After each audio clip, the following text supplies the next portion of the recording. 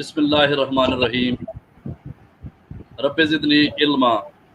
पहली सीढ़ी पर कदम रख, आखिरी पर निगाह, मंजिलों की जुस्तजू में कल्बी रायगा न कर। आपका मेज़बान मलिक मोहम्मद इरफान सभी देखने और सुनने वालों को सलाम पेश करता है। आज का programme CSS gateway to successful career Quaidians mentorship programme के सिलसिले की एक कड़ी है, जो कि कायदम यूनिवर्सिटी एलुमनाई एसोसिएशन और business incubation centre Quaid-e-Azam university के इश्तराक से जारी है। हम इस प्रोग्राम में मुअज़्ज़ज़ शुरका को दावत देते हैं कि वो आएँ और अपने भरपूर तजर्बात की रोशनी में नौजवान तलबा को रोशन मुस्तकबिल के लिए बेहतरीन तजावीज़ दें। आज हमारे साथ हमारी को होस्ट रिदा तनवीर साहिबा हैं। ये कायदम यूनिवर्सिटी से PhD कर रही हैं और इसके मुख्तलिफ शोबाजात में तदरीस के फ़राइज़ सर अंजाम दे चुकी हैं। हमेशा से तकरीरी मुकाबलों में बढ़ चढ़ कर हिस्सा लेती हैं। शऊर फाउंडेशन और youth general assembly Islamabad chapter में पीस एम्बेसडर के तौर पर मुंसलिक हैं। समाजी कारकुन के तौर पर गुरबा के लिए अपना इदारा बनाकर मुस्तकबिल में उनकी खिदमत का इरादा रखती हैं। मेरे साथ आज के मेहमान शख्सियत किसी तारुफ की मोहताज नहीं। मेरी मुराद मोहतरम अहमद फ़ारूक साहब हैं। तसानीफ़ की लंबी फहरिस्त, पूरे करियर में तसलसल के साथ इल्मी सफ़र और दर्स व तदरीस को जारी रखते हुए कामयाबी के सफ़र की तरफ गामज़न। बहुत सी यूनिवर्सिटियों बिलखुसूस हमारी मादरे इल्मी कायद-ए-आज़म यूनिवर्सिटी के साथ इनका 1977 से बहुत पुराना रिश्ता है और आज भी वो विजिटिंग फैकल्टी के तौर पर इससे मुंसलिक हैं और GISS के नाम से अपना एक तालीमी इदारा भी चला रहे हैं। आप अपनी सर्विस के दौरान अहम और ज़िम्मेदाराना पोजीशंस पर फाइज रहे, जिनमें managing director printing corporation of Pakistan, additional cabinet secretary, additional secretary to president of Pakistan, secretary to president of Pakistan और member service commission of Pakistan जैसी नामवर पोजीशंस शामिल हैं।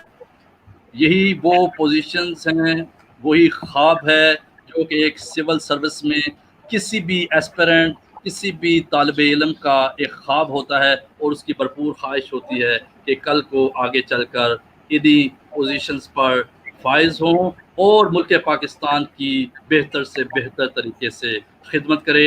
आज के इस प्रोग्राम में हम अपनी मेहमान शख्सियत अहमद फ़ारूक साहब को भरपूर खुशामदीद कहते हैं और उनका शुक्रिया अदा करते हैं कि अपने बहुत कीमती वक्त से कुछ लम्हात आपने हमें दिए। हम अपनी को होस्ट रिदा तनवीर फातिमा साहिबा रिदा तनवीर का भी शुक्रिया अदा करते हैं कि she has been with us despite her busy schedule और एग्ज़ाम प्रिपरेशन से, उसके बावजूद उन्होंने हमें टाइम दिया। हम दोनों के बहुत शुक्रगुजार हैं। Sir, starting the program with some questions, उन हम सवालात से आज के प्रोग्राम का आगाज़ करते हैं जो कि आज के तालिब इल्म, चाहे वो कायद यूनिवर्सिटी का हो या कि किसी और यूनिवर्सिटी का हो, उसके जहन में होंगे। आप मुझे सर ये बतलाएं कि उम्मीदवारों और तलबा में आप माशाल्लाह हाईएस्ट पोजीशन पे secretary to president of Pakistan भी रहे, इसके अलावा member federal public service commission भी रहे। आपसे ज़्यादा अच्छा इन सवालात के जवाब शायद ही कोई दे। मेरा पहला सवाल सर आपसे ये है कि उम्मीदवारों और तलबा में CSS एग्जामिनर किस किस्म के औसाफ देखना चाहते हैं? जी, पहले तो इरफान साहब बहुत बहुत शुक्रिया मुझे इनवाइट करने का और इतने अच्छे अल्फाज कहने का। आई एम वेरी ग्रेटफुल और मेरे लिए ये बहुत अच्छा मौका है कि मैं अपने यंग CSS कैंडिडेट्स जो हैं उनके साथ गुफ्तगू कर सकूं, इंटरेक्ट कर सकूं और अपने ख्यालात उनसे शेयर कर सकूं। कमिंग स्ट्रेट टू आपके सवाल पे सीधा जाते हुए, वो माफ कीजिएगा आपने मुझे उर्दू का कहा था, लेकिन वो एक आदत है, सो कहीं कहीं अगर दरमियान में कुछ इंग्लिश के अल्फाज आ जाएं तो बेयर विद मी। ठीक है जी। तो It's all right. आपके सवाल पे स्ट्रेट जाते हुए कि CSS कैंडिडेट्स में क्या किस किस्म के कैरेक्टरिस्टिक या किस किस्म की प्रिपेयर्डनेस या किस किस्म की क्वालिटीज रिक्वायर्ड हैं। तो सबसे पहले तो एक चीज जानना जरूरी है कि अनलाइक ये जो रेगुलर डिग्री प्रोग्राम है MSc MA, जिसमें आप सारे बच्चे भी A ग्रेड ले सकते हैं और सारे भी B ले सकते हैं और सारे ही C ले सकते हैं, और जिसने भी क्वालिफाई किया वो एक डिग्री हाथ में लेके जा सकता है। एक क्लास में 20, 25, 30, 35 बच्चे हैं और नॉर्मली सारे के सारे क्वालिफाई कर लेते हैं, पहला सेमेस्टर, दूसरा, तीसरा, चौथा, और डिग्री लेके घर गए।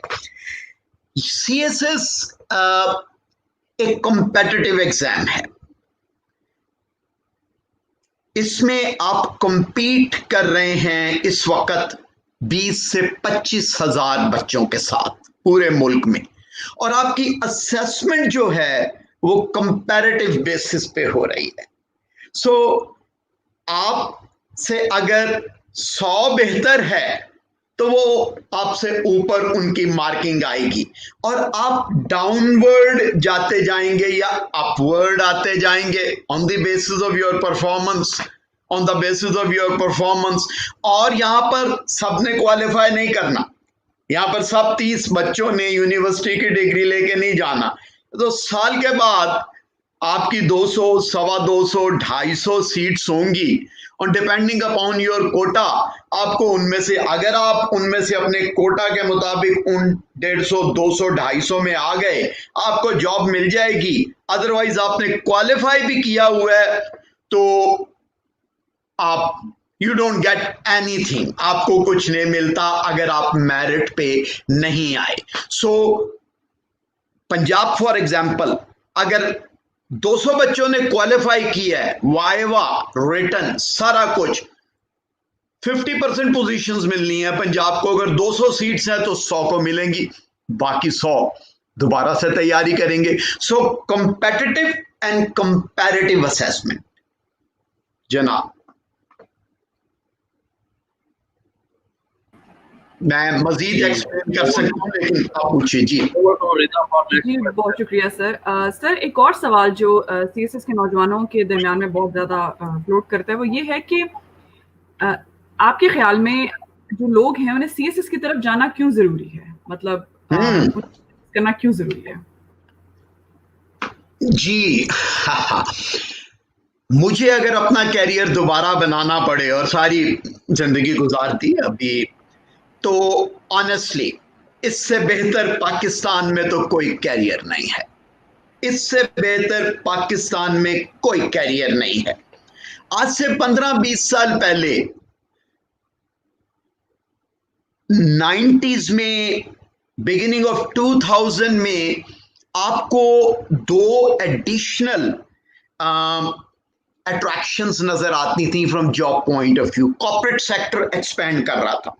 पहले 80s में, 90s में business, oil companies, this and that. 2000 onward में टेलीकॉम, इंफॉर्मेशन टेक्नोलॉजी, और लोग MBA कर रहे थे और यहाँ पर जॉब्स ले रहे थे। जॉब्स क्यों ले रहे थे? कॉर्पोरेट सेक्टर में उनकी सैलरीज गवर्नमेंट के निस्बत बहुत बेहतर थी उस वक्त। अगर कॉर्पोरेट सेक्टर में आपको मिलता था एक MBA किया है कायद आज़म यूनिवर्सिटी से या IBA कराची से या लम से, तो अगर उसे कॉर्पोरेट सेक्टर में 60-70 हज़ार की 2000 ऑनवर्ड या लेट 90s में जॉब ऑफर होती थी 80 हज़ार की, तो 17 ग्रेड में आपको 30-35 हज़ार गवर्नमेंट ऑफर किया करता था। दूसरी जो अट्रैक्शन आपके पास थी वो थी पुल फैक्टर फ्रॉम अब्रॉड। आपने यहाँ पे MBA किया, MPA किया, आप एक और डिग्री करने के लिए US चले गए, ऑस्ट्रेलिया चले गए, इंग्लैंड चले गए, और उसके बाद आपने डिग्री कंप्लीट की, आपको वहां पे जॉब मिल गई। इस वक्त ये हुआ और उस वक्त में ये 90s late beginning this century CSS की तरफ लोगों की पुल या अट्रैक्शन कम हो गई because of these two reasons predominantly. Interestingly पिछले 10-15 साल में इन टर्म्स ऑफ पे comparison, in terms of your facilities and पे पैकेज, गवर्नमेंट प्राइवेट सेक्टर से बेहतर बन गई है। इस वक्त गवर्नमेंट में 17 ग्रेड में जो आपको फैसिलिटी और पे पैकेज मिलता है वो प्राइवेट सेक्टर में same number of years of education या एक्सपीरियंस जो मिलेगा उससे बेहतर है। टू प्राइवेट सेक्टर में सैचुरेशन पॉइंट पहुंच गया है। हर साल 2-3 हजार MBA पाकिस्तान में निकल रहा है, हर साल 2-3 हजार MS इकोनॉमिक्स निकल रहा है, हर साल 2-3 हजार MPA निकल रहा है। प्राइवेट सेक्टर अपनी एक सैचुरेशन पे पहुंच गया है और end of the day realization ही आई है कि गवर्नमेंट इज गवर्नमेंट। सरकार तो फिर सरकार है ना जी, सरकार तो सरकार है। So government is government. Similarly बाहर मेरे अपने एक छोटी सी मिसाल, मेरे वो 5 मिनट पूरे होने लगे तो जरा मुझे बता दीजिएगा। मेरे अपने 3 माशाल्लाह वेल एजुकेटेड बच्चे हैं, 2 बेटियां 1 बेटा, जिन्होंने बाहर से तालीम हासिल की। उस वक्त जब मैंने उन्हें कहा CSS करो तो उस वक्त नहीं, हमने इंग्लैंड पढ़ना है, हमने अमेरिका पढ़ना है। मेरी पोस्टिंग गवर्नमेंट की तरफ से सिंगापुर में थी और साउथ कोरिया में थी, तो वो उन्हें अट्रैक्शन थी। आज वो they are making good money क्योंकि बड़े अच्छे वक्त में बड़ी अच्छी टॉप यूनिवर्सिटी से उन्होंने पढ़ा, स्कॉलरशिप्स लेके पढ़ा, मैनचेस्टर बिजनेस स्कूल से, लीड से, बर्मिंघम से, साउथ कोरिया, सिंगापुर से। आज मुझे महीने में एक बार जरूर ये मैं उनसे सुनता हूं, आपकी बात मान ली होती है हमने, आपकी बात मान ली होती है हमने, CSS कर लिया होता। हालांकि they are making good, they are getting good salaries और बड़ी अच्छी पोजीशंस पे हैं। इसी तरह दूसरा फैक्टर जो बाहर सेटल होने का था, अब वहां से पुश फैक्टर शुरू हो गया। अब आपको इंग्लैंड में, अमेरिका में जॉब्स वो नहीं देते, अब आपको पुश फैक्टर शुरू हो गया है। बहुत कम किसी को हार्वर्ड से एक डिग्री की है या स्टैनफोर्ड से की है या ऑक्सफोर्ड से की है तो प्रॉबेबली मिल जाएगी कोई जॉब, लेकिन वो भी उससे बहुत ज्यादा बेहतर आपकी यहाँ पर आप आज फॉरेन सर्विस करते हैं, इम्तिहान दे के क्वालिफाई करते हैं। Next the moment you complete your training, आपको हम ट्रेनिंग प्रोग्राम पे स्पेन, फ्रांस, जापान, जौन सी आप लैंग्वेज जानना चाहते हैं भेज देते हैं। आपको फ्लैचर स्कूल ऑफ डिप्लोमेसी भेज देते हैं। 100% of us can avail the opportunity of gaining a degree from abroad. मैंने बाहर से गवर्नमेंट ने भेजा, AU से Washington DC, one of the top universities in the world, वहां से डिग्री की। ऑक्सफोर्ड गया, मैनचेस्टर गया। जेब से तो अब खर्च करके आप नहीं जा सकते वहां पर। अमेरिका में अब 1 साल की पढ़ाई जो है आपको 1.5-2 करोड़ रुपया चाहिए। तो CSS is at this point in time for किसी भी यंग लड़के लड़की के लिए इससे बेहतर कोई कैरियर नहीं है। एक वक्त की मेहनत और आप अपने आप के लिए भी कंट्रीब्यूट करते हैं, अपनी फैमिली के लिए और अपने मुल्क के लिए।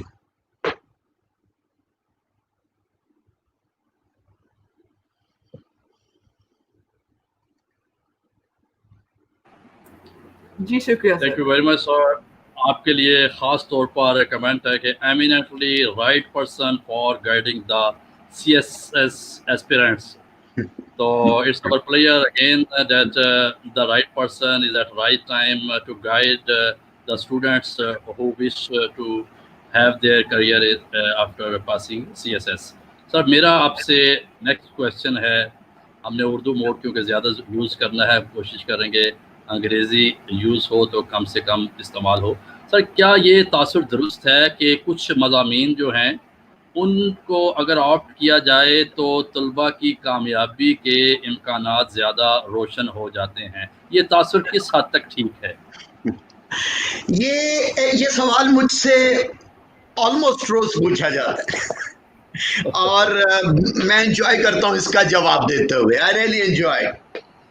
देखिए, पहली चीज तो ये कि वर्ड यूज होता है winning subjects. Winning subjects, there are no winning subjects, there are absolutely no winning subjects. वही सब्जेक्ट विनिंग हैं इन विच यू आर, जिसमें आप की कमांड है, जिनको आप जानते हैं, जिनको आपने इन डेप्थ स्टडी किया है।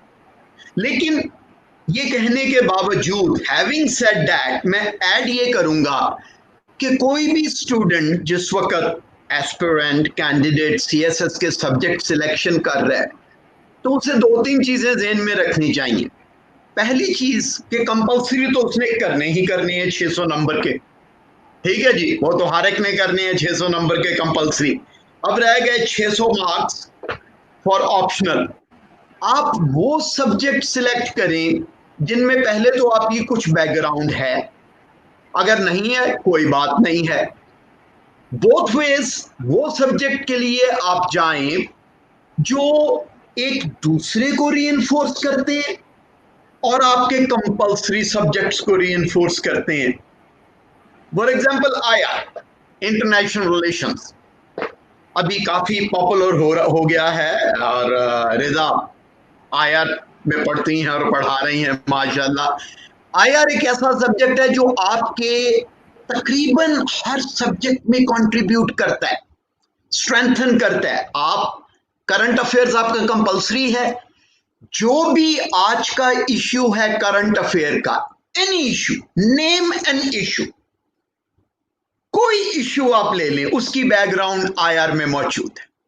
उसकी बैकग्राउंड पिछले 100 साल की जो इंटरनेशनल इंटरेक्शन है, इंटरेक्शन बिटवीन द नेशंस है, international relations, global relations and mutual relations between the Nations, जो हुआ है पिछले 100 साल में, उसमें आज के हर करंट अफेयर का जो इश्यू है उसकी बैकग्राउंड मौजूद है। For example, north Korea, Trump का एंड प्रेसिडेंट किम का जो इश्यू चल रहा है, इसकी बैकग्राउंड अगर आप ले लें तो कोरियन वार 50 से आ जाती है।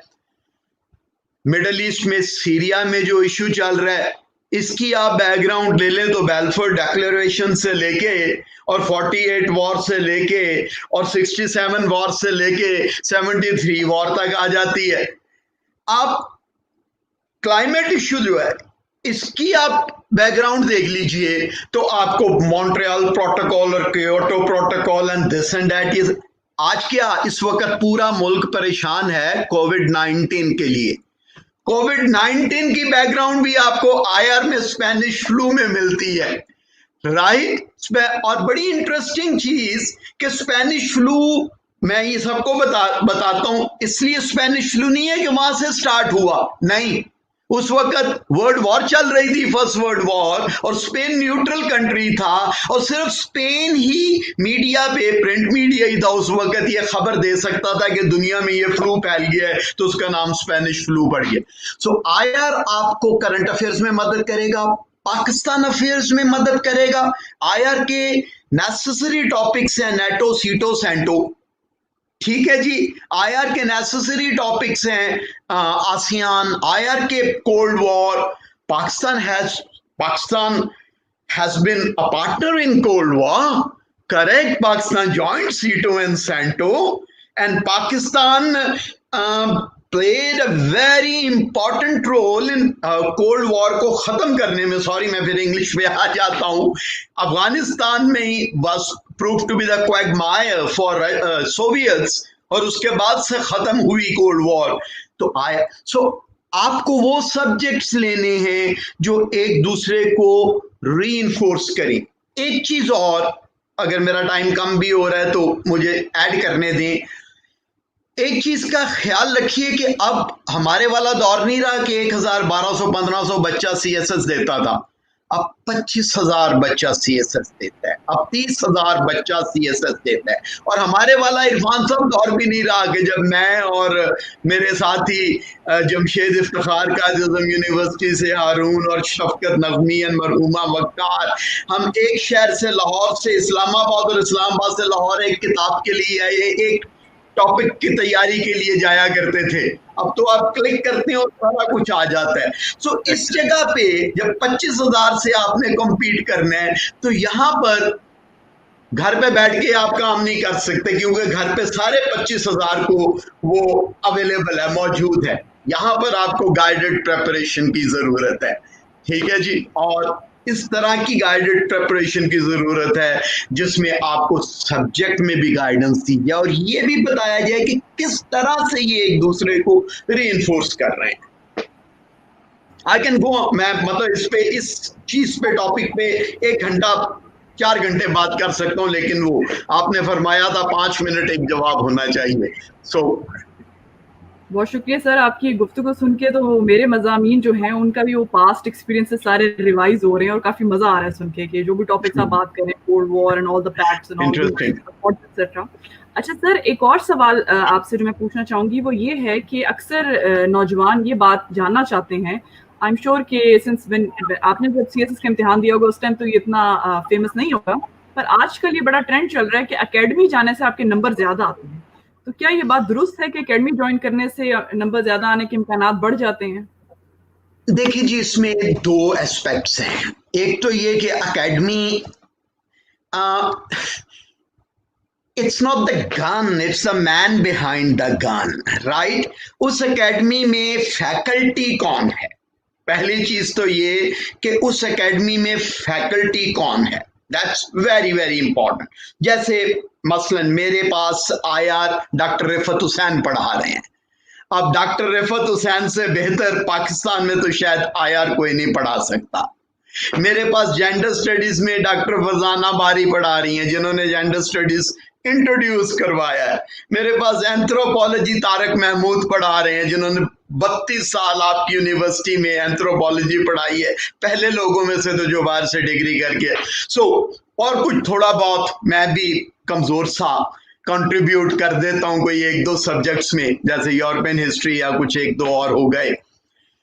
पहली चीज तो ये हो गई आपकी फैकल्टी कौन सी है। दूसरी, मैंने अभी मेंशन पहले सवाल में किया था कि 25,000 बच्चा इम्तिहान दे रहा है और वो 25,000 बच्चा जो है उसके पास ये लैपटॉप अवेलेबल है, वो क्लिक करेगा, या ये स्मार्टफोन अवेलेबल है, वो क्लिक करेगा रास्ते में चलते हुए, सड़क पे, गाड़ी में, बस में बैठे हुए, और वो डिटेल निकाल लेगा।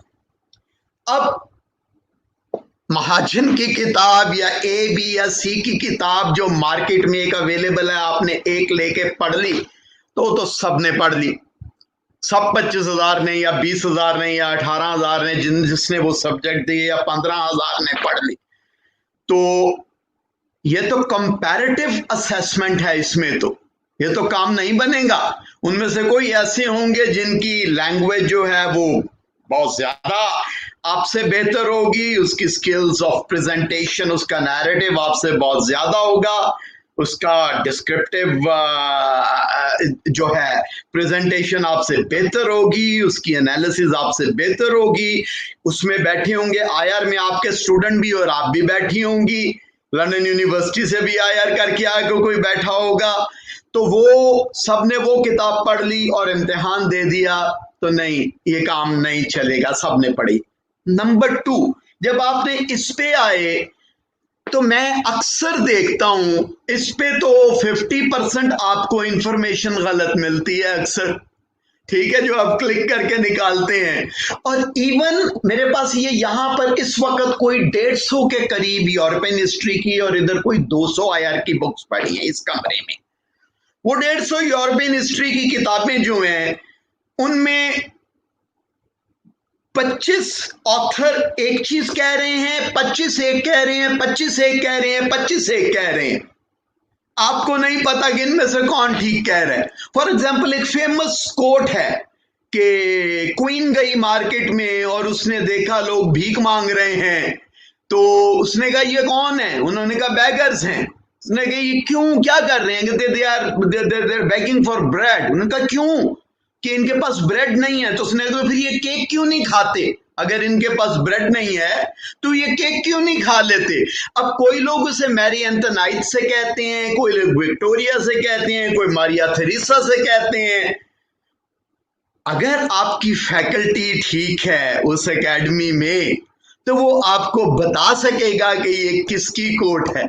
अगर उसकी अपनी एबिलिटी, स्किल्स ऑफ हिस्टोरियोग्राफी ठीक है, मसलन मैं बड़े वसूख से कह सकता हूं, बड़े बड़े ऑथर्स, गॉर्डन क्रेग ने भी विक्टोरिया का लिखा है, से कह सकता हूं ये मैरी एंथोनाइट से रिलेटेड है, क्योंकि जब मैरी एंथोनाइट को पकड़ के रेवोल्यूशन के बाद लेके आ रहे हैं लोग, तो औरतें जब जबरदस्ती ला रही हैं, गरीब औरतें पेरिस की, तो they are chanting, we have the bakers man, we have bakers man's wife and we have bakers man's son. Now क्या ये गाने का तुक क्या बनता है? इसका तुक उसी से रिलेट होता है कि ये कहानी फैल गई, कहते इनके पास डबल रोटी, इनके पास रोटी नहीं है तो केक क्यों नहीं खाते? उन्होंने कहा अब हमारे पास बेकर मैन आ गया है, अब हम केक भी खा लेंगे। These are historiography, skills of historiography, and you understand it. So आपकी guided preparation आज it's necessary, it's unavoidable. आप एकेडमी में करें, इंडिविजुअल किसी से गाइडेंस लें, एकेडमी जाएं तो वहां जहां पर आपको सही फैकल्टी मिल रही है, जहां पर आपको इंडिविजुअल बेसिस पे भी गाइडेंस दी जा रही है। अब इस वक्त आप गाइडेंस के बगैर क्वालिफाई नहीं कर सकते, और अगर क्वालिफाई कर लेंगे तो कोई बेहतर पोजीशन नहीं ले सकते, as I just explained. इस मुकाबले की फ़िज़ा में आपको बेहतर रहनुमाई की हर मोड़ पर ज़रूरत है और पहले से ज़्यादा ज़रूरत है। जैसा कि आपने सर खुद ही बयान किया कि लाहौर से इस्लामाबाद का सफ़र चंद कुतुब की तलाश में आपने किया, और आज हम सिर्फ एक बटन और एक क्लिक के फासले पे उस किताब को डाउनलोड करके हम आसानी से उसका मुताला कर सकते हैं। मेरा सर इसी सवालात की सिलसिले की कड़ी को आगे बढ़ाते हुए एक आपसे क्वेश्चन है जो कि मेरे जहन में भी काफ़ी क्लिक कर रहा था कि इस CSS सिविल सर्विस में ख़ानदानी पस्से मंज़र का किस हद तक अमल दखल है? क्या एक मज़दूर का बेटा, किसान का बेटा भी इस ब्यूरोक्रेसी में आके उन्हीं कुर्सियों पे बैठ सकता है? Over to you sir. Sir Irfan साहब, खूबसूरत चीज, और मैं 3 साल मेंबर FPSC रहा हूं, कोई 10,000 इंटरव्यू किए हैं। CSS के इंटरव्यूज के अलावा और जो हमारी आर्म फोर्सेस के लोग आते हैं उनके भी अब इंटरव्यू होते हैं जो CSS में आते हैं, उसके अलावा कोई 10,000 इंटरव्यू किए हैं। मैं 100% वसूख से कह सकता हूं कि इस इम्तिहान में और इस इंस्टीट्यूशन में इंटेग्रिटी जीरो भी कॉम्प्रोमाइज नहीं हुई। अल्लाह ताला का करम है और बेपनाह करम है अल्लाह ताला का हमारे ऊपर के integrity of that institution zero भी कहीं पे कॉम्प्रोमाइज नहीं हुई।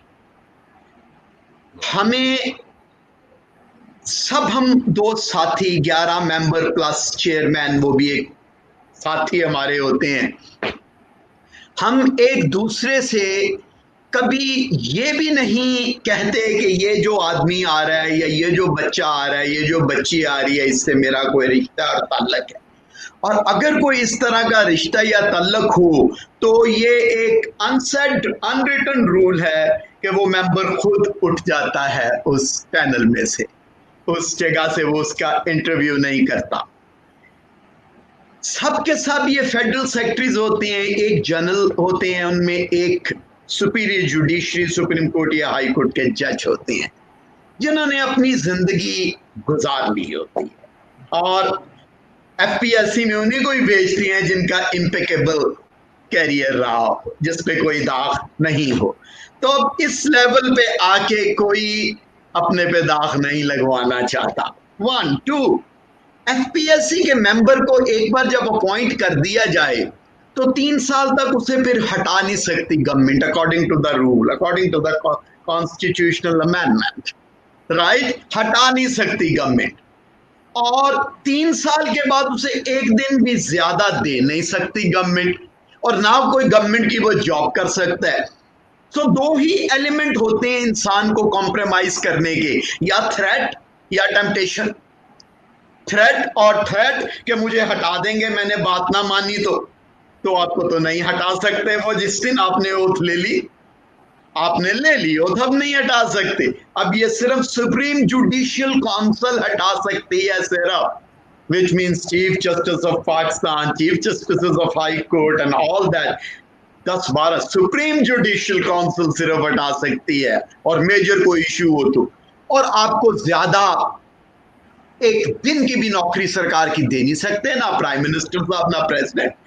सो आपको टेम्पटेशन भी नहीं है, आपको थ्रेट भी नहीं है किसी किस्म का।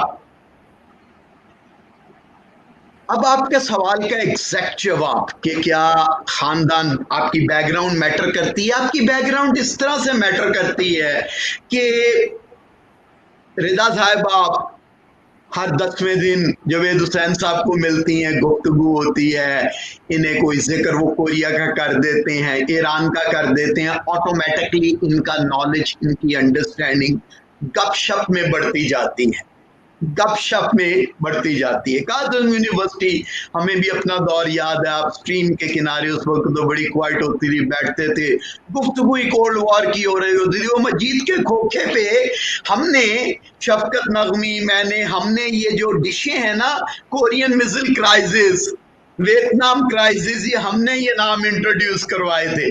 डॉक्टर रिफत और डॉक्टर रुखसाना का पहला बैच था हमें जब इन्होंने पढ़ाना शुरू किया वहां पे। इन्होंने उसी वक्त ही अपनी डिग्री कंप्लीट करके डॉक्टर रिफत वगैरह, फरजाना हमारे साथ कोलीग थी, साथ वाले डिपार्टमेंट में, ठीक है, हिस्ट्री में, यस फरजाना हिस्ट्री में, और बारी सर हमारे कोलीग थे, तो ये हमने इंट्रोड्यूस करवाए थे। सो उस तरह से तो मैटर करता है, लेकिन अदरवाइज मैं आपको ये मैं कहना चाहूंगा, हमारे पास, मैं एग्जैक्ट नहीं बता सकता, मुनासिब नहीं, लेकिन पहली 5 पोजीशन में माली का बेटा और माली की बेटी भी आई, पहली 5 पोजीशन में, ठीक है जी। और आई फेल्ट सो ऑनर्ड जब उस बच्ची ने अपने मुंह से कहा कि मेरी ये बैकग्राउंड है। आई फेल्ट प्रिविलेज कि हमारे मुल्क में आज भी एक ऐसा इंस्टीट्यूशन है जहां पर आप किसी लेवल से उठ के कहीं तक पहुंच सकते हैं। मेरी फैमिली में कोई गवर्नमेंट में कभी नहीं गया था, कोई पॉलिटिक्स में कभी नहीं था। अल्लाह का शुक्र है मैं हाईएस्ट ब्यूरोक्रेटिक पोजीशन तक पहुंचा, federal secretary, and then within federal along then as well secretary to the president of Pakistan, और फिर member of PSC which is equivalent to minister of state। ठीक है जी। तो ये अल्लाह ताला का बहुत बहुत बहुत करम है जिसका मैं हर वक्त शुक्र अदा करता हूँ। और मुझे इस तरह की, मैं आपको 50 मिसालें दे सकता हूँ, जो मैंने आपको एक मिसाल दी। मैं और डिटेल में नहीं जाना चाहता। आपके अब्बा क्या करते हैं समझ नहीं आ रही देख के आपका सीवी जी, उनकी सब्जी का ठेला है, ठेला है, दुकान नहीं। ठीक, आपने कहां पे पढ़ाई की जी? बावर्ची खाने में बैठ के। हमारे घर में 2 कमरे थे, एक में सारे बच्चे सोते थे, एक में माँ बाप, तो मैं किचन में बैठ के मैंने पढ़ाई। आपने कहा पढ़ाई की? मैंने गांव से कॉलेज जाते हुए रास्ते में पढ़ती थी। मैंने कहा ड्राइवर चलाता होगा, पीछे बैठे होंगे, तो नहीं, लोकल। मुझे वर्ड लोकल नहीं पता था। मैंने कहा what do you mean by local? तो उनका ये जो वैन और बस चलती है, तो उस पे मैं बैठ के, तो 1.5 घंटा या घंटा मुझे लगता था मेरे घर से, गांव से कॉलेज तक। तो पढ़ती थी, आते हुए पढ़ता था शाम। तो अल्लाह ताला का करम है। सर गुफ्तगू का बेहद मज़ा आ रहा है, मगर टाइम की कमी की वजह से हम अपने सवाल शामिल नहीं कर सकते। हम वही सवाल कर सकते हैं जो हमें स्टूडेंट्स ने प्रोवाइड किए हुए हैं। तो सर मैं आपसे अगला सवाल करूंगी कि आपके ख्याल में गैर निसाबी जो सरगर्मियां हैं वो CSS करने वाले उम्मीदवारों के लिए आपके ख्याल में कितनी अहम है? कौन सी सरगर्मियां? गैर निसाबी सर एक्स्ट्रा करिकुलर एक्टिविटीज। देखिए, जिंदगी में आपको किसी भी वक्त इन गुड टाइम्स और बैड टाइम आपको physical and intellectual fitness both are required. So extra curricular activity जो है वो बेशक जॉगिंग है, वो बॉक्सिंग है, वो स्क्वॉश है, वो डिबेटिंग है, वो व्हाटएवर माउंटेनियरिंग है, वो आपको फिजिकल फिटनेस देती है, आपको फिजिकल फिटनेस देती है। और एक्स्ट्रा करिकुलर एक्टिविटी अगर इंटेलेक्चुअलिटी से रिलेटेड है तो वो आपका लेवल, वैसे जैसे डिबेटिंग जैसे आप करती हैं, स्पीचेस करती हैं, लोग लिखते हैं, आर्टिकल लिखते हैं, मजमून लिखते हैं, तो डेफिनेटली ये चीजें आप में कंट्रीब्यूट करती हैं। लेकिन ये आपको हेल्प करती हैं to make a better informed, better prepared person out of you. ठीक है, आपको एक बेहतर, आपको कंट्रीब्यूट करती हैं आपकी ओवरऑल ग्रास्प जो है, अंडरस्टैंडिंग जो है उसको। लेकिन सीएसएस के लिए आपको एक बार 6 महीने, 8 महीने, साल, अगेन डिपेंडिंग अपॉन, आपने डिबेटिंग करती रही हैं, आप वो मॉक सेशन यूएनओ के अटेंड किए हुए हैं, ये किया है, ट्रैवल किया है, आपको शायद 8 महीने की पढ़ाई की जरूरत हो, ये या आपकी जैसे बताया आपने फैमिली में आपके 2 एम्बेसडर्स हैं, 2 सेक्रेटरीज हैं, आपको शायद 8 महीने पढ़ाई की जरूरत हो, आपके वालिद साहब प्रोफेसर हैं, आप सारी जिंदगी उनसे सुनती रही हैं, हिस्ट्री का, आईआर का, एंथ्रोपोलॉजी का, पब्लिक एड का, आपको शायद 6-8 महीने की जरूरत है, आपके पास ये बैकग्राउंड नहीं है, आपको शायद 12 महीने की जरूरत है। लेकिन एक बार आपको 6 to 12 months फोकस्ड स्टडी की जरूरत है, ये बिल्कुल अनअवॉइडेबल है, मैंडेटरी है, एक बार फोकस स्टडी। और ये फोकस स्टडी फिर आपकी, I mean, it changes your life. Focus study की आपको सीएसएस के लिए बहुत ज़्यादा ज़रूरत है, जो कि आपकी ज़िंदगी को तब्दील कर सकती है। बहुत खूबसूरत जुमला आपने ऐड किया सर, थैंकफुल फॉर डैट। मेरा आपसे क्वेश्चन है कि सीएसएस में क्या इल्म जहानत से ज़्यादा अहम है? Is knowledge more important than intelligence? जनाब इरफान साहब, आप बड़े ही इंटरेस्टिंग सवाल कर रहे हैं। मुझे तो महसूस हो रहा है कि मुझे अपने इंस्टीट्यूट में आपको और रिदा बीबी को इनवाइट करना चाहिए कि आप मुझसे सवाल करें और मैं जवाब दूं, और मेरे पार्टिसिपेंट जो हैं उससे कितना गेन करेंगे। आपको नॉर्मल अपने यूनिवर्सिटी मास्टर लेवल के एग्जाम के लिए भी, लेकिन पर्टिकुलरली फॉर सीएसएस जब आप किसी क्वेश्चन का जवाब लिख रहे हैं तो 3 चीजें आपको रिक्वायर्ड हैं एक जवाब में। एक है इंट्रोडक्शन, एक है आपके मेन कंटेंट्स, मेन बॉडी, और एक है एनालिसिस। नाउ मेन बॉडी तो हर एक ढूंढ लेता है, सब 25,000 के 25,000 ढूंढ लेंगे। वो तो Syrian issue, middle eastern issue, middle east spring, कोई क्लिक करेंगे, trade Wars between China and US, तो वो निकल आएगा, और जो है आपके main body, main point, salient points निकल आएंगे। इंट्रोडक्शन एंड उससे भी ज्यादा इंपॉर्टेंट जो आपका क्रिटिकल एनालिसिस है, जिसे आप कंक्लूजन कह सकते हैं, उसके लिए आपको एक तो वो गाइडेड प्रिपरेशन की जरूरत है, और फिर आपको जहानत की जरूरत है, डेफिनेटली जरूरत है आपको जहानत की। ठीक, जहां पर आप एनालिसिस करेंगे और यहां पर आप बाकी 20-22 हजार से मुख्तलिफ हो जाएंगे, उनसे मुख्तलिफ हो जाएंगे। अपने आपने बात करनी है फॉर एग्जाम्पल फ्रेंच रेवोल्यूशन की, आप स्टेट कर सकते हैं French Revolution started with the fall of Bastille on 1789. It went on with the execution of Louis XVI when he was guillotined वगैरह वगैरह वगैरह। एक आदमी यूं शुरू कर सकता है और एक शुरू कर सकता है कि Charles Dickens said these were the best of the times and these were the worst of the times. Why were these the best of the times? A, B, C, D, E, F, G, H. Why were these the worst of the times? A, B, C, D, E, F, G, H. ये यहाँ पर आपकी जहानत आ जाती है, लेकिन जहानत के साथ साथ ऑफ कोर्स कि आपको गाइडेंस कितनी मिली हुई है।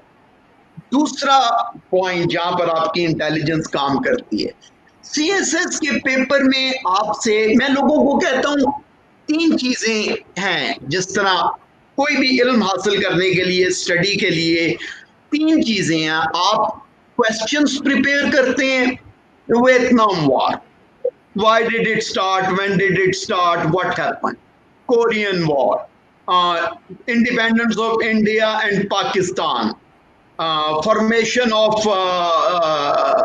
कॉमनवेल्थ।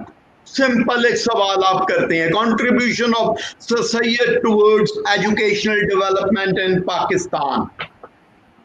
सिंपल सवाल। उससे थोड़ा हायर लेवल पे, काफी हाई लेवल पे है टॉपिक, आपका ओवरऑल एक टॉपिक आता है कि कौन से फैक्टर्स थे जो रिक्वायर्ड थे मुसलमानों की एजुकेशनल डेवलपमेंट के, उनमें किन किन इंडिविजुअल ने काम किया, कंट्रीब्यूट किया। और टॉपिक से ऊपर एक चीज आती है, उसको कहते हैं थीम। थीम आपकी रेवोल्यूशन थीम है, फ्रेंच रेवोल्यूशन टॉपिक है, रेन ऑफ टेरर क्वेश्चन है, ठीक है जी। इंडिपेंडेंस मूवमेंट्स और एंटी कॉलोनियल मूवमेंट्स थीम है। Independence of Pakistan and India topic है। Role of Maulana Mohammad Ali Jauhar, role of comrade, role of sir Syed Ahmad Khan, Allama Iqbal, ये एग्जैक्ट क्वेश्चंस हैं। अब अगर आप क्वेश्चन तैयार करेंगे तो आप कभी तैयार नहीं कर सकते, लाखों क्वेश्चंस हैं। और सीएसएस में तो आपको क्या क्या दिया जाता है कि यूरोपियन हिस्ट्री 1789 से लेके तो 1990 तक, सो उसमें जो भी आ गया, बेथोवन भी आ गया और मोजार्ट भी आ गया और हॉलीवुड, चलिए ब्रिटिश मूवी इंडस्ट्री भी आ गई और कल्चरल रेवोल्यूशन भी आ गया और इंडस्ट्रियल, हजारों चीजें आ गई, ठीक है। जब आपने थीम तैयार की है तो आप एक थीम से आप हर रिलेटेड क्वेश्चन का जवाब वर्कआउट कर सकते हो, नंबर 1। नंबर 2, सीएसएस में जैसे मैंने अभी कहा, सीधा सवाल नहीं पूछा जाता। सवाल सीएसएस में उर्दू में क्या कहा, घुमा फिरा के पूछा जाता है, घुमा फिरा के पूछा जाता है। आपसे पूछ रहा है वो फ्रेंच रेवोल्यूशन के कॉजेस, आपसे पूछ रहा है कि क्यों मुसलमानों को, इंडो पाक के मुसलमानों को जो 1000 साल तक रह चुके थे इकट्ठे हिंदुओं के साथ, उन्हें अलग होने की जरूरत क्यों पेश आई। लेकिन इतना सिंपल तरीके से नहीं पूछ रहा, वो इतने टेढ़े मेढ़े तरीके से पूछ रहा है कि मुझे हंसी आती है बात का। इनफैक्ट आज से कल या परसों की बात है, मेरी एक स्टूडेंट ने मुझे 3 या 4 सवाल दिखाए कि ये पिछले 2 साल की हैं, मुझे बिल्कुल समझ नहीं आ रहे, और मतलब मैं अपनी हंसी नहीं रोक सका। मैंने कहा मैं तुम्हें ये कहता हूं ना कि 5 मिनट सिर्फ सवाल पढ़ना है, तो अब इसको दोबारा पढ़ो, अब इस पे सवाल के ये इस हिस्से को अंडरलाइन करो। अब समझ आ गया? हाँ, समझ आ गया। सवाल क्या था, फॉर एग्जाम्पल कि कम्युनल हार्मनी जो थी वो 47 में किस तरह से डिस्टर्ब हो गई और उसके क्या आफ्टर इफेक्ट हुए। तो मैंने कहा एक तो ये कर लो जो मैंने कहा, और फिर अमृता प्रीतम की जरा निकाल लो, नेट पे जाओ और उसका निकाल लो जो उसने वारिस शाह को एड्रेस किया है। अज आखा वारिस शाह नू कितों कबरां विचों बोल ते फिर किताबे इश्क दा कोई नवा वर्का खोल। एक रोई सी धी पंजाब दी तू लिख मारे वैन, अज लखां धीआं रोंदियां तैनू वारिस शाह नू कहन। उठ दर्दमंदां दिया दर्दिया, उठ दर्दमंदां दिया दर्दिया, उठ तक अपना पंजाब। आज बेले लाशा रुलियां तो लहू परी चनाब। तो मैंने कहा ये देख लो, और सिर्फ ये समझ जाओ अमतरा प्रीतम के इस चंद शेरों को, तो इसका सवाल तुमसे बेहतर कोई दे नहीं सकता 25,000 लोगों में। स्टार्ट ही यहां से कर दो, ठीक है जी। So I think I have addressed the question. Yes sir, nicely addressed. अभी मेरा आपसे जो अगला क्वेश्चन है सर वो ये है कि जो उम्मीदवार अपना इम्तिहान, तहरीरी इम्तिहान दे चुके हैं, उनको आप क्या सजेस्ट करेंगे कि इंटरव्यू सेशन के लिए क्या कुछ तैयारी करें, किस तरीके से वो कर सकते हैं? आप कपल ऑफ टाइम अभी वो जो स्पेयर उनको मिल गया है, अब वो पहला स्टेज कंप्लीट कर लिया है, इम्तिहानी जो अटैम्प्ट है वो दे दिए तहरीरी, अब वो टाइम है, गैप है, पीरियड है, अच्छा उनके पास मौका है कि अपने इंटरव्यू के लिए तैयारी कर दें। और आपका इस टाइम पे, इस कट ऑफ पॉइंट पे उनके लिए क्या मशावरत है, क्या कीमती आराह है आपकी? जनाब इनाम साहब, इरफान साहब, मैं आपको बताया कि कोई 10,000 इंटरव्यू किए CSS वगैरह के अलावा, क्योंकि FPSC में 16 से 21 ग्रेड तक की अपॉइंटमेंट गवर्नमेंट ऑफ पाकिस्तान की सब FPSC करती है, और 21 ग्रेड के लिए भी इंटरव्यू किए मैंने। 17 ग्रेड की, FIA की, IB की, पुलिस की, ये सारी अपॉइंटमेंट, FBR की, AGPR की 17 की, फिर 18 की, सब FPSC। जब बच्चा, और बहुत से 21 ग्रेड के तो ऑलमोस्ट हमारी उम्र के करीब करीब 50s में भी, इनफैक्ट अगर आप गवर्नमेंट में हैं तो अदर देन CSS अपॉइंटमेंट आप 45 एंड इन सर्टन सिचुएशन 50 साल की उम्र तक अप्लाई कर सकते हैं। तो वो लोग दाखिल होते थे तो मैं अपने आप से कहता था कि अगर इन्हें थोड़ी गाइडेंस मिल गई होती तो ये 20% बेहतर नंबर ले सकते थे। ये लड़का लड़की है, ये साहब, ये साहबा। नाउ 20% नॉर्मल अपॉइंटमेंट के लिए 200 मार्क्स के होते हैं वो इंटरव्यू, 20% वहां 40 नंबर बन गए। CSS के लिए 20% 60 नंबर बन गए, और 60 नंबर जो है वो आपको 300वीं पोजीशन से पहली 15 या 20 पोजीशन में ले जाते हैं। 60 नंबर जो है आपको 300वीं पोजीशन से, जिसमें शायद आपको जॉब ही ना मिले, आपको पहली 20-25 पोजीशंस में ले जाते हैं, जहां पर आपकी मर्जी की जॉब कंफर्म हो गई। तो interview is taking interview and giving interview is a science now.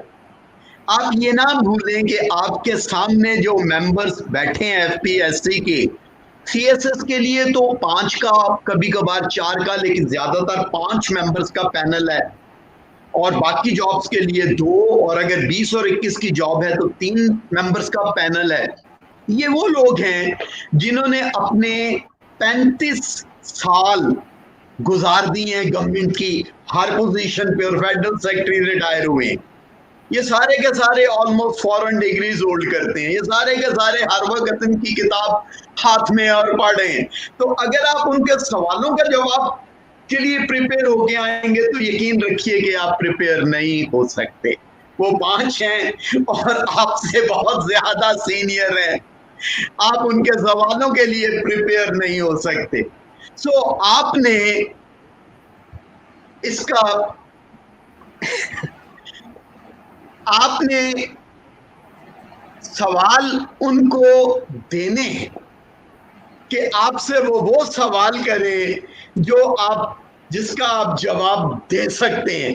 अब ये किस तरह देने हैं, ये तो उसको क्या कहते हैं, ये वो दिस इज द ट्रिक जो मैं इतना ओपनली नहीं मैं शेयर करता हूं। ये इस तरह से देने हैं कि आपके CV में कुछ ऐसी चीजें होती हैं जो हर हालत में रीडर को अट्रैक्ट करती हैं, हर हालत में रीडर उसके ऊपर आपसे सवाल करेगा।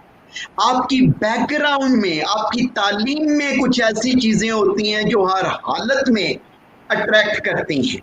फिर आपको एक सवाल अगर आपसे रेलेवेंट मिल गया जिसके लिए आप प्रिपेयर्ड हैं, तो अब ये आपके ऊपर डिपेंड करता है कि आप उस सवाल पे किस तरह से मजीद सवाल डेवलप करवाते जाएं, किस तरह से डेवलप करवाते जाएं। वन, एक तो ये हो गया। दूसरी चीज, एक मैं ये जितने भी मेरे साथी दोस्त भाई सुन रहे हैं, आपके नॉलेज का टेस्ट जो है वो हो चुका है। आपने 1200 नंबर में अपने नॉलेज का टेस्ट दे दिया है। Viva is not a test of your knowledge, viva is an assessment of your personality. Viva is knowledge का टेस्ट हो गया, आपने 1200 नंबर दे दिया है। Viva is an assessment of your personality. और जब 5 लोग ये बैठे हैं सारी जिंदगी गुजार के, तो ये असेस कर लेते हैं कि ये आप आर यू बीइंग ओरिजिनल या आप फिक्टिशियस हो रहे हैं, आप सुपरफिशियल हो रहे हैं, आप किस तरह कमरे में दाखिल हुए, आपने किस तरह चेयर इजाजत लेके खींची, आप किस तरह बैठे, आपकी बॉडी लैंग्वेज क्या है, आपकी सिलेक्शन ऑफ वर्ड्स क्या है, आपकी एड्रेसिंग हिज हर क्वेश्चंस किस तरह से आप करते हैं, आप ड्रेसअप किस तरह से हुए हैं, आप किस तरह वापस उठे और जा रहे हैं, आप जाते हुए किस तरह सलाम करके या खुदा हाफिज करके गए हैं। ये सारी चीजें प्रोफंडिटी ऑफ अ पर्सनैलिटी डिपिक्ट करती हैं। ये सारी चीजें बताती हैं आपकी इंटेग्रिटी आज क्या है, आगे क्या हो जाएगी, down the road 10 years, down the road 20 years। आप में ऑफिसर लाइक कितनी क्वालिटीज मौजूद हैं, आप में लीडरशिप की कितनी क्वालिटीज मौजूद हैं, आप इंसान कितने अच्छे हैं।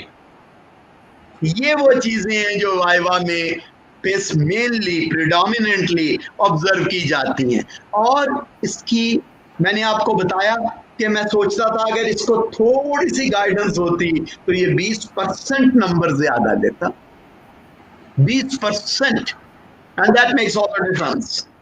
Thank you very much sir, आपने बहुत खूबसूरती से, छोटा सा सवाल था लेकिन आपने उसका बहुत लाजवाब किस्म का जवाब दिया। वाकई हमारे ऑडियंस के लिए पर्पस सर्विंग होगा। हमारे पास आखिरी 6 मिनट हैं और 2 से 3 क्वेश्चन हैं। मैं पहले रिदा तनवीर साहबा को कहूँगा कि वो क्वेश्चन सर से कर लें और कोशिश सर ये करें कि 2 से 3 मिनट में आप इसके आंसर कर दें ताकि हम आखिरी जो 3 क्वेश्चन हैं उनको शामिल कर सकें। ओवर टू रिदा।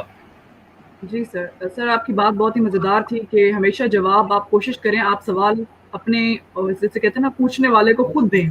मुझे याद है जब मेरा एमफिल का इंटरव्यू हुआ था तो मैंने उनके सामने अपना थीसिस जाते साथ रख दिया था, तो वो उससे रिलेटेड ही सवाल मुझसे। एंड सर टाइम बहुत थोड़ा है तो मैं आपसे सवाल करती हूँ। बहुत से तलबा बेहद मेहनत के बावजूद CSS के इम्तिहानात जो हैं वो पास नहीं कर पाते, और क्या आप बता सकते हैं कि इतनी मेहनत के बावजूद उनकी नाकामी की वजह क्या है? मैंने मेरे ख्याल में पहले 1-2 सवालों में इस चीज को एड्रेस किया था कि आज का दौर 25,000 बच्चा बैठ रहा है, उस सब 25,000 को वो मटेरियल अवेलेबल है जो किसी को भी अवेलेबल है, वो सारा का सारा 25,000 वो लैपटॉप पे जाके या इंटरनेट पे जाके या बाजार में जो अवेलेबल किताबें हैं उनसे तैयारी कर रहा है और compete तो करना है और कंपैरेटिव बेसिस पे वो असेस हो रहा है, और सारा 25,000 जो है वो मेहनत करके बैठ रहा है, लेकिन जॉब तो 200-250 को मिलनी है। यही वो जगह है जहां पर गाइडेड प्रिपरेशन की आपको जरूरत पड़ती है। IR की आप फॉर एग्जांपल IR आपने रखा है या जेंडर स्टडीज आपने रखा है, आप 1 साल में 1.5 साल की तैयारी करें, 2 साल की तैयारी करें, आप कितनी किताबें पढ़ लेंगी IR की? 5, 6, 7, जेंडर स्टडीज की 4, 5, 6, 7। फरजाना बारी ने तो अपना PhD जेंडर स्टडीज में आज से 25 साल पहले किया था सजक से, और सारी दुनिया में लेक्चर देती हैं वो। डॉक्टर रिफत हुसैन ने तो अपना PhD 30 साल पहले किया था डेनवर से, और पूरी दुनिया में पढ़ा चुके हैं वो जाके। सो वो जो आपने 5 किताबें पढ़नी है 2 साल में, उसका निचोड़ रिफत हुसैन ने आपको 1-1.5 घंटे के लेक्चर में दे देना है। 2 घंटे के लेक्चर में दे देना। आप 2 साल में 4 कोटेशंस काम की निकाल सकेंगी किसी भी सब्जेक्ट पे, या 8 कोटेशंस निकाल सकेंगी। रिफत साहब आपको 10 मिनट में वो 4 कोटेशन बता देंगे। आप तो थ्यूसिडाइट्स को नहीं पढ़ेंगी, कोई रेलेवेंस से नहीं बनता। आज से 2500 साल पहले पेलोपोनेशियन वॉर हुई थी, उसका क्या ताल्लुक है आज के आयार से? आप तो मैकियावेली को भी नहीं पढ़ेंगी, आपको तो चाणक्य को भी नहीं पढ़ेंगी, आपको तो ज्यादा को ये भी नहीं पता कि चाणक्य जिसने दुनिया की सबसे पहली पॉलिटिक्स पे किताब लिखी, वो इस जगह जहां मैं बैठा हूं इस्लामाबाद में, यहां से 20 मील दूर बैठ के लिख रहा था। टैक्सला यूनिवर्सिटी में अर्थशास्त्र, जिसे कोटलिया भी कहते हैं। तो आपको नहीं पता, लेकिन रिफत साहब आपको बताएंगे कि रियलिस्ट थ्योरी जो है, ये रियल पॉलिटिक जो है, ये तो थ्यूसिडाइट्स से शुरू हुई थी। ये जो बैलेंस ऑफ पावर का कॉन्सेप्ट है, या जो एम्बिशन और सिक्योरिटी का डायलेमा है, ये तो डेलियन लीग और एथेनियन लीग की वॉरफेयर से शुरू हुआ था, और 2500 साल पहले शुरू हुआ था। वो आपको बताएंगे कि मैकियावेली की प्रिंस तो हर एक को पता है, लेकिन मैकियावेली की असल बुक्स जो है वो तो आर्ट ऑफ वार है। वो आर्ट ऑफ सन त्सू की आर्ट ऑफ वार और है, मैकियावेली की और है। मैकियावेली की असल जो गुफ्तगू है वो तो उसकी है डिस्कोर्स विद लिवी, जो रोमन फिलोसोफर था, और ये चीजें मैकियावेली कह रहा है उसमें, और ये बैकग्राउंड बनती है। और जो आज के रियल मॉर्गेंथा तो आज आया ना, जिसे हम फादर ऑफ रियलिस्ट थ्योरी कहते हैं, वो तो इस पिछली सदी की बात है। लेकिन मॉर्गेंथा ने खुद, हैंस मॉर्गेंथा ने खुद कहां से पढ़ा ये सब जाना? आप तो आईआर पढ़ती हैं रिदा, यू वुड नो डैट कि मॉर्गेंथा ने तो, ये पिछली सदी की बात है ना, और मॉर्गेंथा तो post first world war appear होता है, और फर्स्ट वर्ल्ड वॉर जो है वो रियलिज्म पे था। बिस्मार्कियन पॉलिटिक्स जो है, बिस्मार्कियन पॉलिटिक्स जो है, आयरन चांसलर बिस्मार्क को क्यों कहते हैं? Because he said that the questions of the time cannot be decided through speeches, discussions and conventions, but through blood and iron, through blood and iron. So that's realist theory. So इसलिए बहुत खूबसूरत तरीके से साहब आप explain कर रहे हैं। दिल तो ऐसा करता है मेरे जैसे सुबह बैठे रहें और आपसे सवालात पूछते रहे, और ऐसा सेशन 1 घंटा नहीं, 2 घंटे नहीं, 3 घंटे, हम जैसे इल्म के तलब इल्मों की आबियारी हो सके से इल्म और इस आपका जो कि ज़िंदगी का बेशबहा और कीमती तजर्बा है, उससे हम इस्तेफादा कर सकें। सर आखिरी सवाल के आज के इस प्रोग्राम का आखिरी सवाल है। 2 छोटे छोटे हिस्से हैं और आपके हम तजर्बे से चाहिए, जैसे तालिब इल्म और पाकिस्तान और अराउंड द ग्लोब हमें देख रहे हैं, एक सवाल हमेशा से करता है कि मैं ग्रेजुएशन करने के बाद सिर्फ सीएसएस की तरफ चल पड़ा, तैयारी की, एग्ज़ाम दिया, क्लिक हो गया तो वेल एंड गुड, अल्लाह ना करे रह गया तो वो गैप कैसे और कब पूरा होगा, इसकी मैं कैसे कंटिजेंसी प्लानिंग करूँ, ये सवाल ज़रूर करता है कि वो गैप ना आ जाए। और होता है ऐसे, सारे लोग सीएसएस क्वालिफाई नहीं करते, सारे लोग सिविल सर्विस का हिस्सा नहीं बनते हैं। पहला सवाल का पहला हिस्सा ये है। दूसरा हिस्सा ये है कि आप इस सिविल सर्विस का मुस्तकबिल पाकिस्तान में किस तरह का देख रहे हैं आने वाले दिनों में, जब सिविल सर्विसेज की रिफॉर्म्स की बातें हों, आए दिन कोई ना कोई नई चीज़ के जनाब इसको इस तरीके से रिस्ट्रक्चर किया जाए, ये इस तरह हाथ लाई जाए इसमें।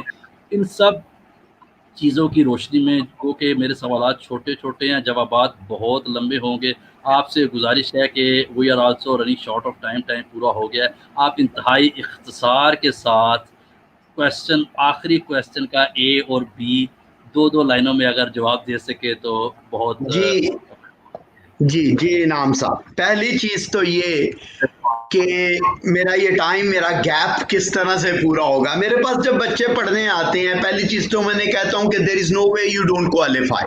आप 100% क्वालिफाई करोगे अगर आप अपने आप को कमिट करके पढ़ोगे। सो रहने वाली बात नहीं है, आप क्वालिफाई करेंगे, 100% करेंगे अगर आप मेरी गाइडेंस से और कमिटमेंट से पढ़ेंगे।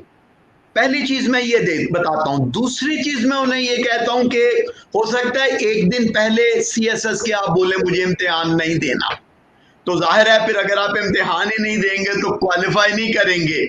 तो ये आपने जो मेरे साथ 6 महीने 8 महीने साल गुजारा है, तो ये इस साल का क्या होगा। तो मैं आपसे ये वादा जरूर करता हूं, ये मैं उन बच्चों से कहता हूं कि आप खुद अपनी इंटेलेक्चुअल ग्रोथ को असेस कर सकेंगे साल के बाद या 8 महीने के बाद, कि आप you will be a better informed, much better informed person. आपका नॉलेज का जो एक्सपेंस है या अंडरस्टैंडिंग है वो कितनी बढ़ गई है विद टाइम। तो पहली बात ये कि आपका एक दिन भी वेस्ट नहीं होता, ये गैप नहीं है। This is preparing you some very higher goals in life, some very, आपको दुनिया के हर सब्जेक्ट से, हर इंपॉर्टेंट चीज से आप एक्सपोज हो जाएंगे और देयर इज नो वे कि आप रह जाएं। आप जरूर क्वालिफाई करेंगे अगर आप कमिटमेंट से पढ़ेंगे। पहला जवाब। दूसरा जवाब, सर दुनिया का हर सिस्टम, हर चीज ग्रेजुअली ग्रो करता है, एफर्ट करता है। इंसान भी बच्चे से बड़ा होता है, इंसान भी अपनी लर्निंग, जो मैंने पहला भी जवाब दिया है, बढ़ाता है। अपनी कुछ चीजों को आप अनलर्न करते हैं, कुछ चीजों को आप लर्न करते हैं। चेंजेस आती रही हैं। सबसे पहले तो मैं एक बात बता दूं, ये बहुत कम लोगों को मौजूद है कि जो मॉडर्न सिविल सर्विस है, modern merit based civil service, वो अंग्रेज ने इंग्लैंड के लिए कंटेम्पलेट की थी, लेकिन सबसे पहले इंडियन सब कॉन्टिनेंट पाकिस्तान और इंडिया में इंट्रोड्यूस हुई, जो आज की modern merit based civil service है। और जो उसका बेसिक स्ट्रक्चर था उसमें बहुत कम आज तक चेंज आई। सो कुछ चीजें बेहतर होती जाएंगी। मैं खुद, जैसे 2004-5 में वर्ल्ड बैंक ने पाकिस्तान को बहुत फंडिंग इसमें की थी, अपना एक स्पेशलिस्ट निक मैनिंग को भेजा था, मैं पर्सनली उसके साथ एसोसिएटेड था। उस वक्त मैं इस्टेब्लिशमेंट डिवीजन में हुआ करता था और मेरा ही जॉब था ये एडमिनिस्ट्रेटिव रिफॉर्म्स को देखना। सो मैं पर्सनली, सो चेंजेस आती जाएंगी, सब कुछ होता जाएगा, लेकिन जो आपकी नॉलेज रिक्वायरमेंट्स हैं, जो आपकी एजुकेशनल रिक्वायरमेंट्स हैं, जो आपकी ओवरऑल एनालिटिकल एबिलिटी की रिक्वायरमेंट हैं, ये चेंज नहीं होंगी। जो भी स्ट्रक्चरल चेंजेस आएंगी, जो आपकी आज के सिस्टम के मुताबिक प्रेपरेशन है, ये उसमें भी उतनी ही मददगार होगी जितनी आज मददगार है। 1 2 इसका मैं दूसरा जवाब दूं कि विद टाइम थोड़ी स्पेशलाइजेशन का एलिमेंट आएगा। ठीक है कि स्पेशलिस्ट की जरूरत है, लेकिन वो जो जर्नलिस्ट स्पेशलिस्ट कंट्रोवर्सी है वो अगले 200 साल 300 साल 500 साल तक जारी रहेगी। और वो एक जर्नलिस्ट जिसकी एक ओवरऑल ग्रैस्प ऑफ नॉलेज है और एक्सपीरियंस है, उसकी वैल्यू कभी कम नहीं होगी। Thank you. बहुत शुक्रिया सर। मुझे एक ही बात समझ आई है कि the change is only constant in this universe. तब्दीली ही ऐसी चीज़ है जो कि इस यूनिवर्स में, इस दुनिया में साकिन है, और we have to go way with those changes. उन तब्दीलियों के साथ चलना होगा। सर आपने बहुत खूबसूरती के साथ, बहुत अच्छे और आसान तरीके से आज के इस प्रोग्राम में अपना इनपुट दिया, अपने तजर्बात की रोशनी में हम सबको इस्तेफादा कराया। और इसके साथ साथ हमारे अराउंड द ग्लोब और लोकल भी कमेंट्स काफ़ी व्यूअर्स के आए हैं, काफ़ी सारे स्क्रीन पे भी शेयर हो रहे हैं और सबों ने बहुत ज़्यादा तारीफ़ की है। और दीज वर वेल रिक्वायर्ड। सिर्फ हमें वक्त की कमी थी, हम तो चाह रहे थे कि ये सिलसिला चलता रहता और कम बेश 2 घंटे सेशन होता। तो एक बार फिर मैं सर आपका बहुत ज़्यादा ममनून हूँ कायदे यूनिवर्सिटी मुनाई एसोसिएशन जिन्होंने खुसूसी तौर पर आपको मदऊ करने के लिए मुझे बेसिकली फोकल पर्सन बनाया, और आपने आज कायदे यूनिवर्सिटी अलमनाई एसोसिएशन और बिजनेस इंक्यूबेशन सेंटर कायदे यूनिवर्सिटी के बिहाफ पे आके इस कायदियत मेंटोरशिप प्रोग्राम में बहुत खूबसूरती से ये इल्म जो है तमाम ग्लोब तक, ना सिर्फ पाकिस्तान, ना सिर्फ कायदा यूनिवर्सिटी के तलबा, बल्कि लिंक हमारे ओपन थे। तमाम तलबा के इल्म की प्यास इससे ज़रूर किसी हद तक बुझी होगी, खुसूसी तौर पर जो स्टूडेंट्स, जो तलबा CSS के लिए अपना फ्यूचर और करियर देखते हैं। कायदियन वंस कायदियन फॉर एवर, मैं आपकी इजाज़त से अल्लामा इकबाल का एक शेर पढ़ना चाहूँगा और उसी पे इस प्रोग्राम को क्लोज करूँगा, जो कि CSS के तमाम तलबा के लिए, वो जो लोग, वो तलबा जो कि इस जस्तजू में हैं, कल हम भी सिविल सर्विस का हिस्सा बने और मुल्क पाकिस्तान की खिदमत कार से रखें।